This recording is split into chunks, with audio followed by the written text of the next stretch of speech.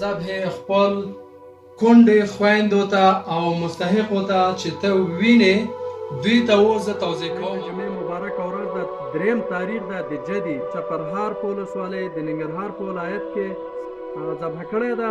الله تعالی ستا حقیقه خپل دربار کې قبول او منظور کړي.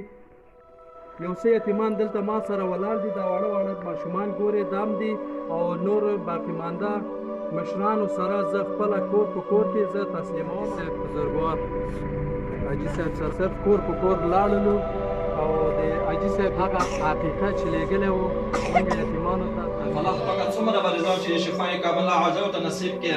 خداوند متعالی جل جلاله دا صدقه په خپل دربار عالی کې قبول او مقبوله کړي. خداوند متعالی دې دفتر والا او تم تصر مالی او برکت کړي. الله پاک د هر قسم مصیبتونو مشکلات نه وساتي. وصلی الله تعالی علی خیر خلقه محمد وعلى آله واصحابه اجمعین برحمتک یا ارحم